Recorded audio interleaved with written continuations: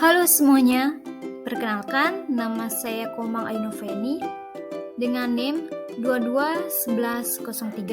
221103-1180 dari kelas 1E Program Studi Pendidikan Guru Sekolah Dasar Universitas Pendidikan Ganesha. Dalam video pembelajaran ini, saya akan menjelaskan materi mengenai struktur tubuh hewan dan fungsinya.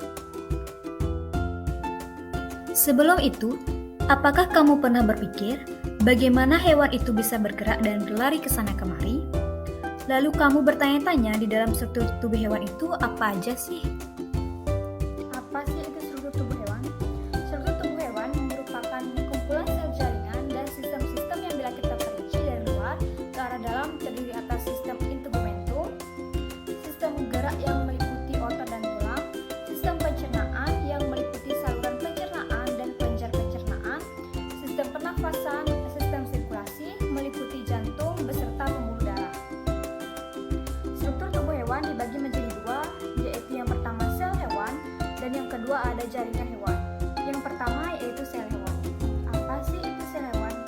Sel hewan merupakan suatu bagian organel terkecil dengan selaput tipis yang di bagian dalamnya terdapat larutan keloid mengandung senyawa kimia. Bagian-bagian sel hewan. Yang pertama, membran sel. Membran sel yaitu bagian paling luar yang membungkus sel yang tersusun atas lemak dan protein. Fungsi membran sel yaitu melindungi sel, penerima rangsangan dari luar, dan mengatur keluar masuknya zat. Yang kedua, ada retikulum endoplasma. Retikulum endoplasma yaitu bagian sel yang berbentuk benang-benang yang ada di inti sel. Fungsi retikulum endoplasma yaitu alat transportasi zat dalam sel sendiri, sintesa protein, mensintesis lipid dalam sel, dan membantu dalam detoksifikasi sel-sel berbahaya pada sel. Yang ketiga ada sitoplasma. Sitoplasma yaitu cairan sel dan segala sesuatu yang larut di dalamnya, terkecuali nukleus dan organel serta sitoplasma terdiri atas protein, material, dan air.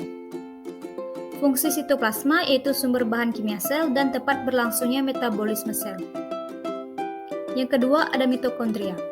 Mitokondria yaitu organel paling besar yang merupakan mesin dalam sel. Fungsi mitokondria yaitu menghasilkan energi dalam bentuk ATP dan respirasi seluler. Yang kelima ada lisosom. Lisosom yaitu organel yang berupa kantong terikat di membran yang berisi kandungan enzim hidrolitik yang dipakai dalam mengontrol pencernaan intraseluler dalam keadaan apapun. Fungsi lisosom yaitu sebagai pemasukan makromolekul dari luar menuju ke dalam sel dengan mekanisme endositosis, mencerna materi dengan memakai fagositosis, dan mengontrol pencernaan intraseluler. Yang keenam, mikrofilamen. Mikrofilamen yaitu organel sel yang terbentuk dari protein aktin dan miosin. Fungsi mikrofilamen yaitu berperan dalam pergerakan sel, endosisas, dan ekositosis. Yang ketujuh, peroksisom. Peroksisom yaitu kantong kecil yang berisi dengan enzim katalase yang sifatnya toksik menjadi air dan oksigen yang membahayakan sel. Fungsi peroksisom yaitu menguraikan peroksida dari sisa-sisa metabolisme toksik. Kedelapan, mikrotubulus. Mikrotubulus yaitu organel sel di dalam sitoplasma yang ditemukan pada sel eukariot dan membentuk silindris panjang dengan diameter dalam kurang lebih. Fungsi mikrotubulus yaitu melindungi sel, berperan dalam pembentukan flagella, silia, dan centriole. Yang kesembilan, ribosom. Ribosom yaitu organel sel yang padat dan kecil dengan diameter 20 nm yang terdiri atas 65 RNA ribosom dan 35% protein ribosom. Fungsi ribosom yaitu tempat berlangsungnya sintesis protein. 10. Centriole. Centriole yaitu struktur berbentuk tabung yang bisa ditemukan pada sel eukaryotia. Fungsi centriole yaitu proses pembelahan sel dalam membentuk benang spindle. Nukleus. Nukleus yaitu inti dari sel yang mengatur dan mengendalikan aktivitas sel baik itu metabolisme maupun kepembelahan sel. Fungsi nukleus yaitu tempat terjadinya replikasi untuk menjaga integritas gen-gen dan menyimpan informasi genetik.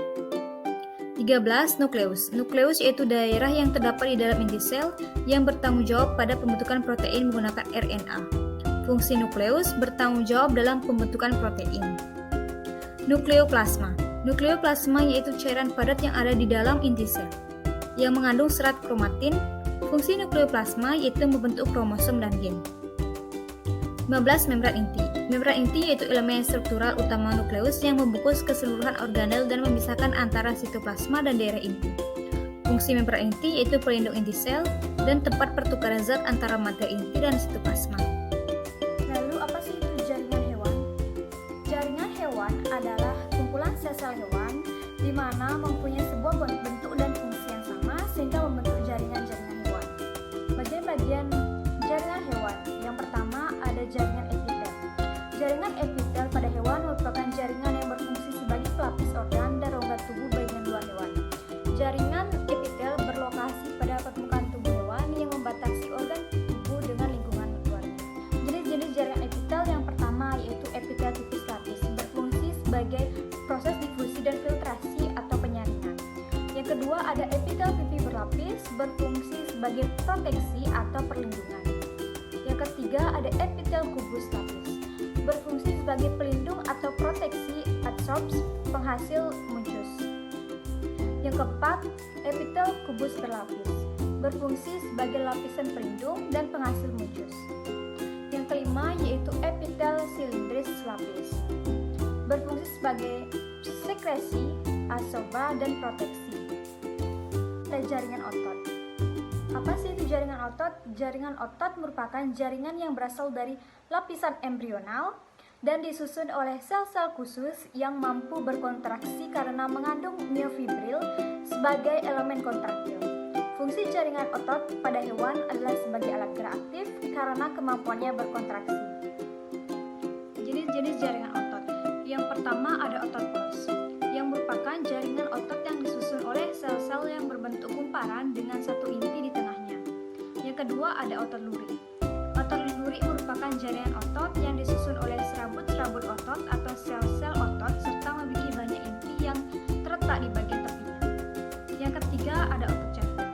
Otot jantung merupakan jaringan otot yang berada di jantung, yang asalnya bercabang-cabang dan setiap cabangnya melekat dengan cabang lainnya. Ketiga ada jaringan ikat.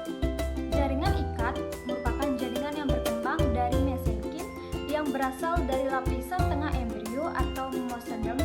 Jaringan ini penyokong utama dari tubuh, sehingga disebut sebagai jaringan penyokong atau jaringan nyamuk. Jenis-jenis jaringan ikat. Yang pertama jaringan ikat sebenarnya, merupakan jaringan ikat yang berada di seluruh bagian tubuh hewan karena berada di bawah kulit hewan, yang berfungsi menghubungkan berbagai organ serta mengisi ruang antar jaringan yang berdekatan. Yang kedua ada jaringan tulang atau rangka, merupakan jaringan ikat yang berfungsi sebagai penyokong tubuh, oleh karena itulah jaringan tulang dilengkapi oleh rangka yang ampuh. Yang ketiga ada jaringan darah, merupakan jaringan ikat yang disusun oleh sel-sel darah merah atau eritrosit, sel-sel darah putih atau leukosit, dan keping-keping darah yang berada dalam cairan yang dinamakan plasma. Keempat ada jaringan saraf. Jaringan saraf merupakan kumpulan saraf disebut sebagai neuron. Neuron merupakan kesatuan fungsional dari sistem saraf yang memiliki kemampuan menghantarkan impuls atau konduktivitas. Adapun jenis-jenis jaringan saraf pada hewan, yang pertama neuron sensori, merupakan neuron yang bertugas membawa impuls keluar dari pusat saraf. Yang kedua ada neuron motorik, merupakan neuron yang bertugas membawa impuls keluar dari pusat saraf.